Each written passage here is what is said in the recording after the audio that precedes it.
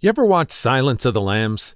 There's that scene near the beginning when Agent Starling passes by all those jail cells of those crazy guys, and then you come across Hannibal Lecter, and he's just sitting there very patient, almost smiling, and you know that he's even more dangerous than all those other psychos you just passed by all put together?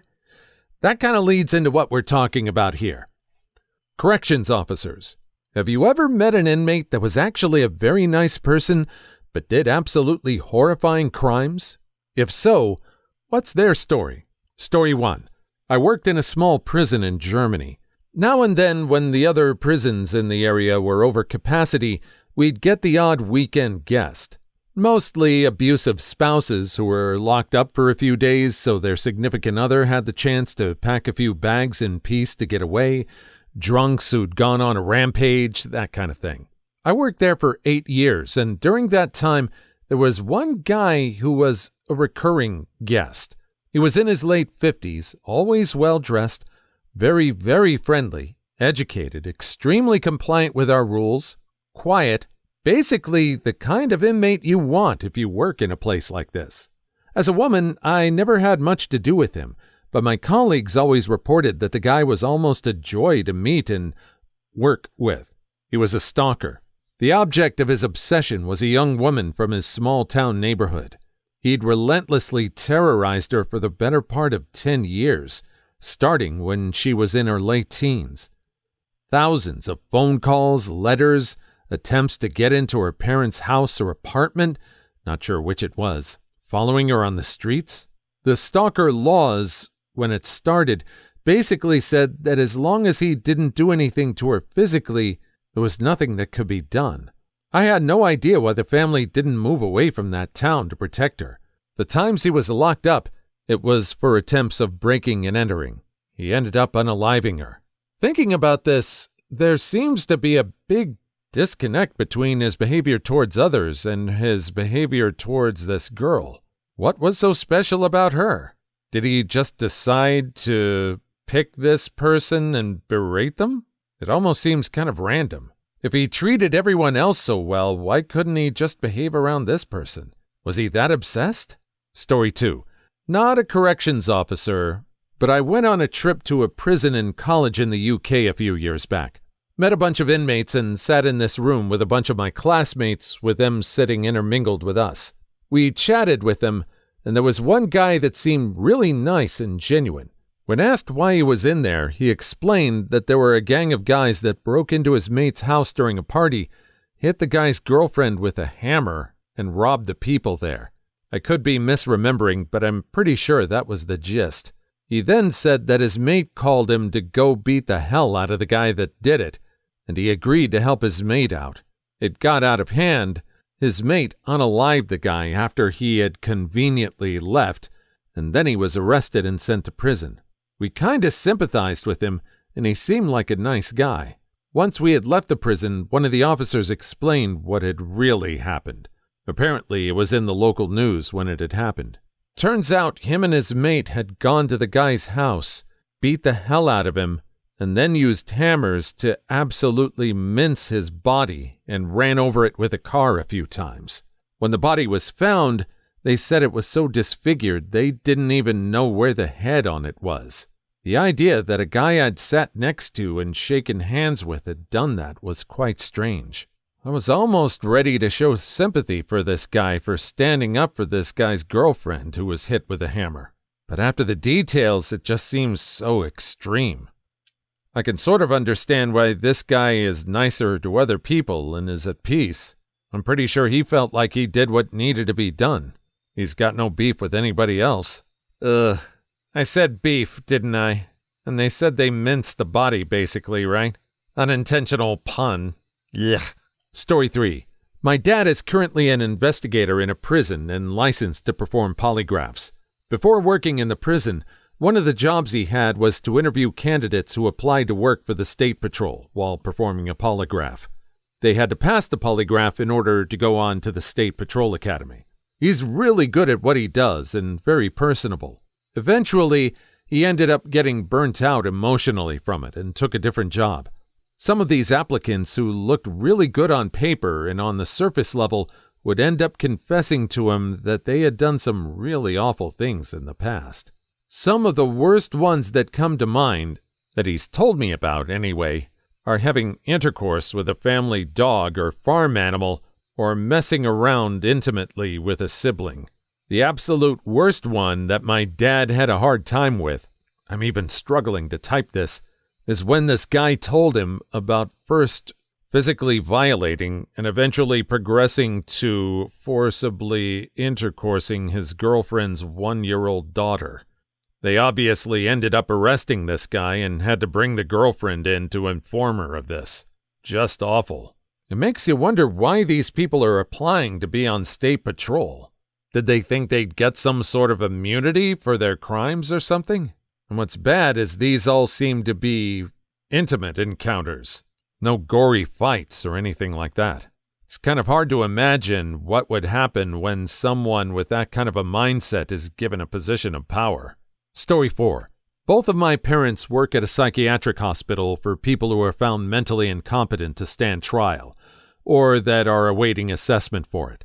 My mom never wants to know what people did because she doesn't want it to color her opinion of them.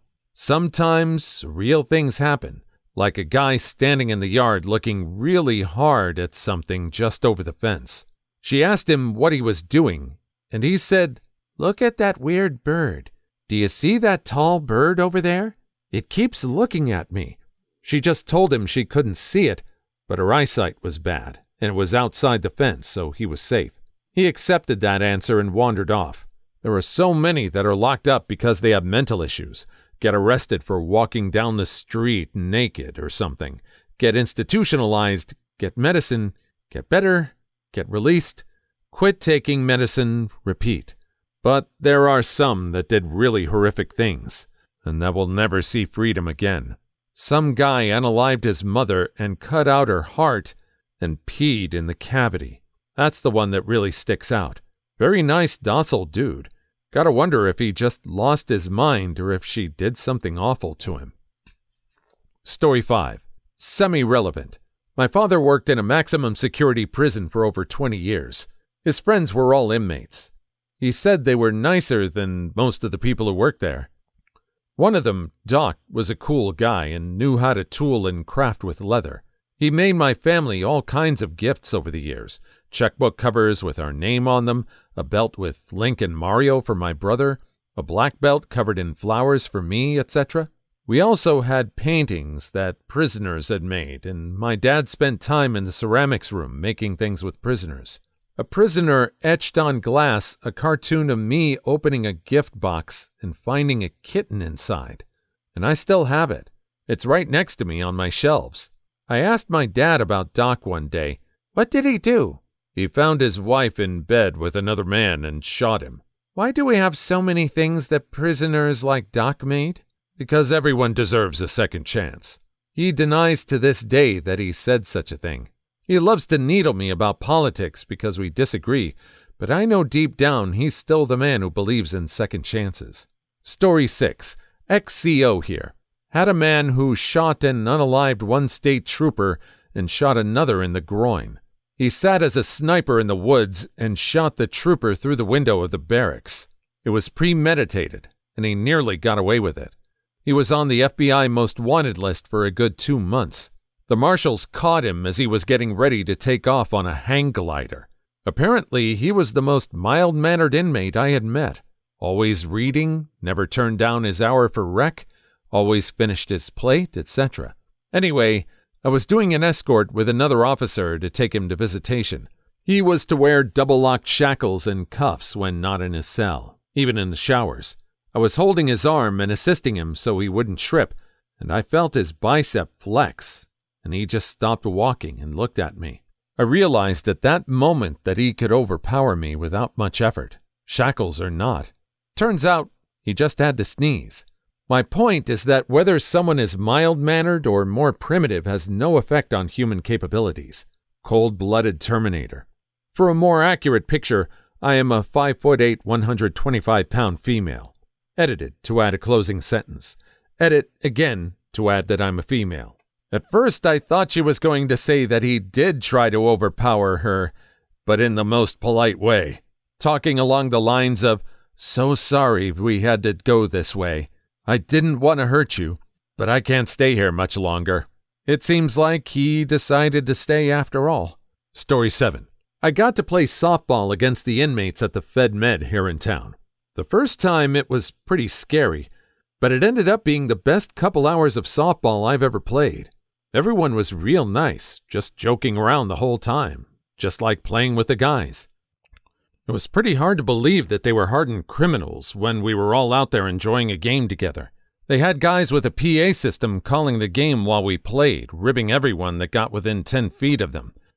Inmates would come up to our dugout telling us they had bets on our team, so we better win or hit it to that guy. He sucks. I do remember when I was at bat, the catcher told me to hit the center fielder, who was a child violator. He used the prison slang for it. I can't remember, and I had no idea what he meant. In the end, everyone was super nice and fun. Again, for those few hours, I forgot I was in a federal prison playing against people who did some horrible things. Edit. The guys calling the game noticed my bright red cleats and called me Dorothy for the rest of the game, so that was nice. Edit. The child violator slang has been solved. It was Chomo. Story 8. Supervisor here. I run chow line each morning, and a while back there was a guy who would come through the line each morning smiling and being quite friendly and personable, saying, "Good morning, Lieutenant." It was friendly enough that I had never bothered to look him up as far as his crime details. I ask about it, and the officers tell me, "Oh yeah, that's from Jones. He's been trying to get back to his Caribbean country for years. Turns out the guy has dual citizenship and wants to get transferred there. He can't, though, because his crime was committed in our state. He had gotten into a big argument with his wife outside his house one winter night and beat her to unaliving and then cut off her head. He then took the head and left the body on the doorstep. Even more messed up was that he left their 2-year-old with the body. Police later received a call about a crying child and found the kid holding on to his terminated mother in the snow. The kid was cold but unharmed. The inmate still comes through the line just as friendly as can be. I wish him good morning in return, but keep a bit closer eye on him now that I know his background. Story 9. I am a CO. Twice a week I go and get an inmate to clean up offices in the facility. He has access to a lot of things he could terminate me with. Has unalived people as a former shot caller. Has had lots of people beat down, stabbed, and some terminated. I love to read, and this guy has read pretty much every book written. And he has been in seg so much that he just reads all day, all the time. Since I don't share any personal details with inmates, whether they just stole a truck or unalived kids or talked in theaters, real heinous stuff, you know, and keep my life on lockdown, books are a safe topic. He's very smart and has a grasp of literature and its impact that's refreshing and enjoyable. I love talking with Garnell, made-up name, about books while he cleans, and I make sure he doesn't get into off-limits areas or unalive anyone. You get the usual idea of a person like this as someone who's not really educated or well-read. I wonder how this guy ended up being so different.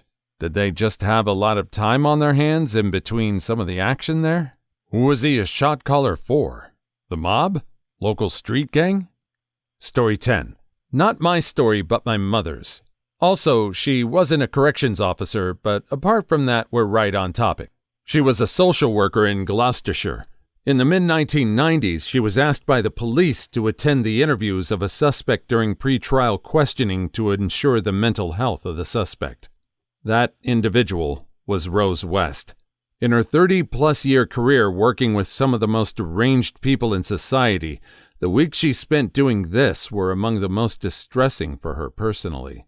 Partly because of the horrific details of what Rose and her husband Fred did, partly because of the utterly calm way in which Rose dismissed all the accusations made against her by the police, but not least because in between the questioning when they took breaks, Rose was a friendly, polite, pleasant individual muttering quietly with her mother about shopping clothes and other random small talk. Story 11. Not a CO, RN here. I've taken care of a fair amount of detained prisoners that have been admitted to the hospital. I usually ask them what got me locked up because I'm nosy. I had one super pleasant middle-aged guy tell me a story. Apparently, he and his wife were going through or had gone through an ugly split. They were already separated when someone broke into his house with a weapon intending to hurt him. He wound up terminating the guy in self-defense. I assume he had a gun or something, but not before he found out his wife had arranged it. She hired a hitman to come unalive him, but instead of going to the police after, he went to his wife's place and unalived her outright. Super friendly guy, though. No idea how much of that was true, but that's definitely the craziest story I've heard from an inmate. Story 12. Former CO here. I had two guys in my unit that strangled their newborns when they wouldn't stop crying. One of them was drinking and trying to watch a hockey game. His daughter wouldn't stop crying. He got annoyed, walked over, and just choked her until she stopped. The other guy's story was somewhat similar, but I can't remember the details. They were both porters in that housing unit. They were doing a lot of time, can't remember exactly how much they were given. One guy was already at year 16. Probably two of the nicest guys I met while on the job. They did not come off as crazy degenerates and seemed like genuinely nice guys. I used to stand in the day room and have some interesting convos with them and their little crew they called the Trailer Trash Circle, or something to that effect. This is where we get into the mental switch and separation for me. How can someone that did something that horrific be so calm and polite? Maybe he got the harsh sentence and accepted his fate and just couldn't change the past, so just decided to let it go. I don't know if it's something you should let go of. Story 13. Former CEO. Absolutely all the time, I found myself having pleasant conversations with inmates almost like they're old buddies, only to find out they're in for horrendous crimes. Had one guy who was super kind trying to give me advice. I was a 19-year-old fresh-faced CO about how to manage inmates with my inferior age and size. Super kind and respectful. I looked him up on our system to see what he was in for, expecting something small, to find out he was in for unaliving and arson in the first degree. Honestly, the both comforting and terrifying thing is a majority of inmates are just like everyone else who have just made some really bad choices. TV greatly over-exaggerates criminals to be sociopaths, set in their ways and inhumane. It puts into perspective how easily you could be on the other side of the bars. Story 14. Obligatory, not a corrections officer, but I had a similar job. One of the nicest, most polite, likable inmates that I worked with was serving time for assaulting an off-duty police officer. The officer was in the hospital for months and had or has serious brain damage to where he will never recover and live his normal life again. If I didn't know the backstory and just met this inmate on the street, I would have thought he'd be someone I'd be friends with. He was kind, calm, and funny and liked by all the staff and never would have been pegged as someone who would commit such a crime. However, shockingly enough, he was never sorry about his actions or said he regretted what happened or anything. Maybe his likable personality was just a ruse. But it worked. Story 18. I'm a senior officer with my department, and I can say from my perspective that this happens quite a lot. When I was a rookie, I worked with an inmate who was serving life with parole for multiple intimate assault charges and escape from county jail. But I remember always thinking to myself that he seemed like a completely normal guy who hadn't let the prison politics get to him at all. He was one of my culinary workers, and he would always do any job I asked of him without question or attitude.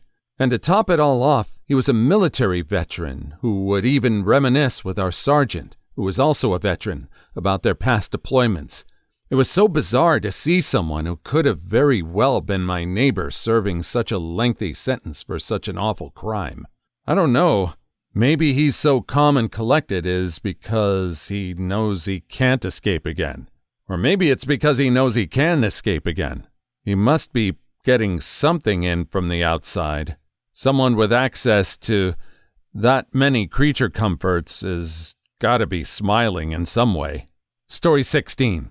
Former inmate here.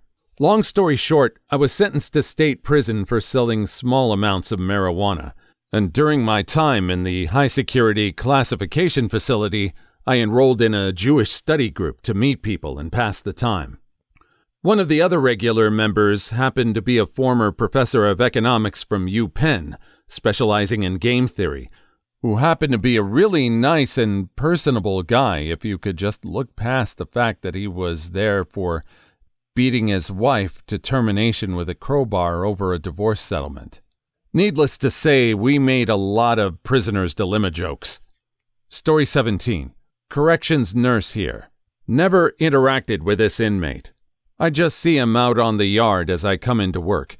He collects bread crusts, and I always see him feeding the birds. And the birds trust him and fly straight to his hand to eat. He looks like a nice enough guy from a distance, and birds only land on the hands of Disney princesses, right? Well, one day I caught him in a moment. A particularly fat pigeon landed on his hand and bent down to eat.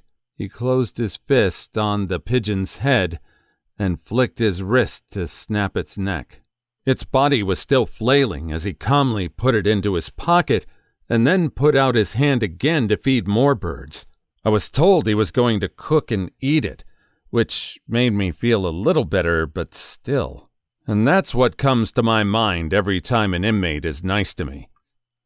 Story 18. I interned at a mental health ward for kids. On my first day, I just played cards and basketball with all the kids to get to know them. One girl stuck out to me. She was a little kooky, but had a great sense of humor and was amazing at Uno. I described her as a budding card shark to my internship group. On my second day, I read the kids' files.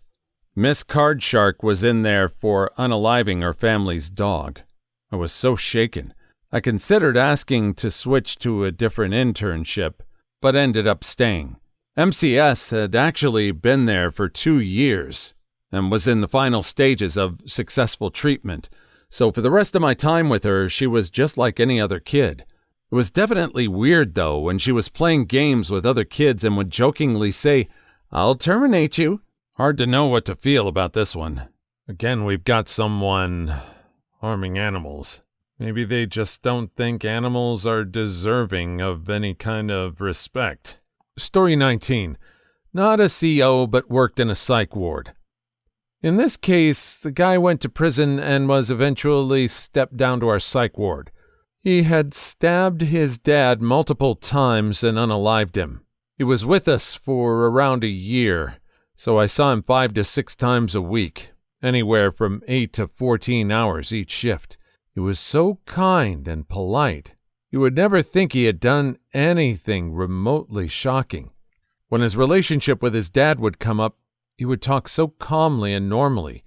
No real hatred or anger, yet he unalived him. If there were ever fights on the ward, he would look out for staff and other patients. I won't lie, he was a delight. Too long didn't read? Worked with an unaliver. He was one of my nicest patients. Story 20. Former CO here. One particular inmate fits the bill for me. I worked third shift on a housing unit and, as such, had to oversee the floor cleaning crew, comprised of 7 or 8 inmates, one of whom was their supervisor. The supervisor was a guy I just didn't understand. He was about 50, extremely polite, worked his butt off, never got into trouble or broke the rules, always kept his guys on task. I didn't get it. I knew he had been in since he was 18, but never bothered to look up his crime until I was about to leave the job. Sure enough, it was bad. At 18, he had abducted, physically violated, and kept a 13-year-old girl in his parents' basement for about a week. I think it was his parents who turned him in. Story 21. Former CO. But the thing that really strikes you is how normal they are. I had an inmate who was going through a rough divorce and got drunk, rode his bike up to his soon-to-be ex-wife's house, and unalived dismembered her with a kitchen knife and then fell asleep in his old bed. He would pace in his cell all night and tell people who asked he was just reflecting on how he got there. Had never been in trouble before, was very intelligent, and was always very kind and caring. I maintained that if he ever got out, he won't. I'd have a cup of coffee with him and catch up. Story 22. Not a CO, took a class in prison. It was half college students, half inmates. Our TA was in for 25 to life. He was an amazing, smart, and nice person. His crime?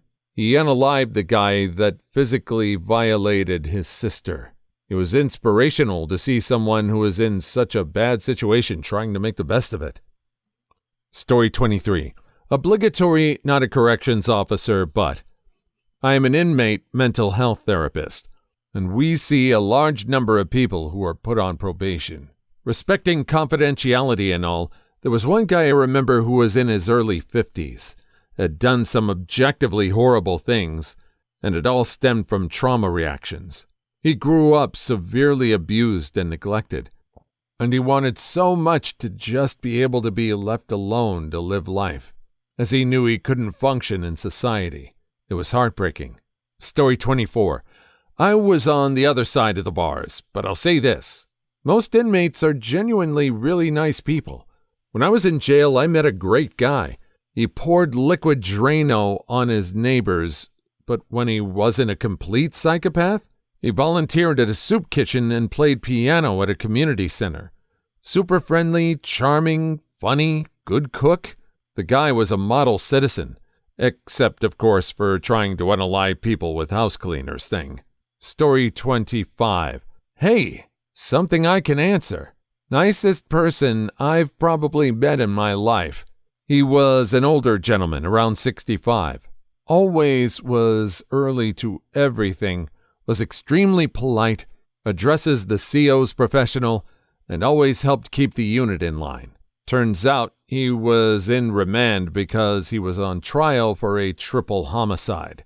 He was a hitman for the HA and did a last hit on a competing gang as a retirement package for his family. He was the kind of guy that I would expect to be in there for tax evasion, not being a hitman. Story 26. Not me, but my dad was a CO and had someone in his building that was a respected member of a Jewish community somewhere. Her daughter's boyfriend physically violated her and left her for termination on the side of the road. The inmate found and rescued his daughter, then went and unalived the boyfriend with a shotgun. Outside of this one act that got him life in prison, the inmate was a very intelligent and nice guy. Only heard about him once. Dad didn't like to talk about work at home. Story 27. I tutored in juvie. One of the boys had unalived 3 people for a gang initiation, and when asked, had absolutely no remorse for it. He was a very nice, polite, and intelligent kid, though, who would draw me little pictures and always tried extra hard on his creative writing assignments. Had a very good sense of humor, too, and often made everyone in the room laugh and smile. I honestly had trouble reminding myself that he was a cold-blooded unaliver. Story 28. I work in juvenile corrections. There are a lot of pretty nice kids that have done some pretty messed up stuff. One in particular is a little 12-year-old that gets constantly picked on by the other inmates because he's short and he has bowel problems, so he has to wear diapers. Turns out he physically violated multiple little kids, would trap rats to break their spines, and had a habit of throwing cats off of tall buildings to see if they land on their feet. Story 29. My dad worked as a doctor in a prison for a short time. Came back with lots of stories of the inmates. He said he talked to one guy who was always friendly and chill, found out the guy had a life sentence, and asked the guy why he was in prison. The guy said he had a bad lawyer.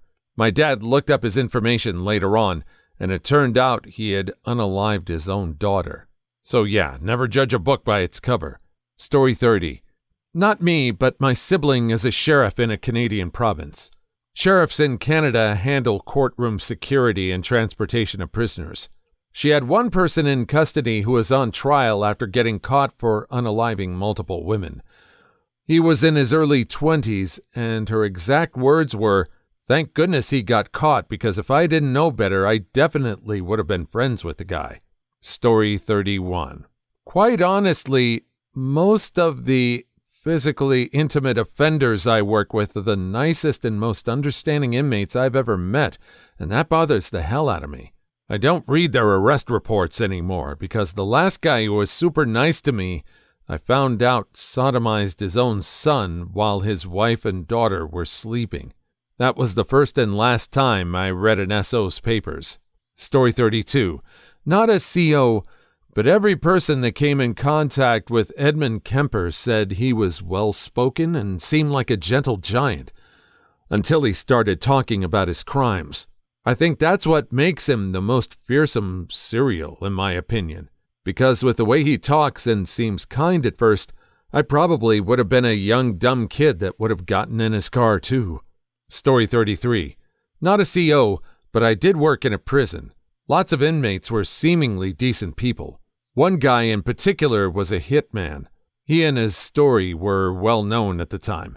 When I met him, I had no idea who he was and wondered what he could have done to land in prison.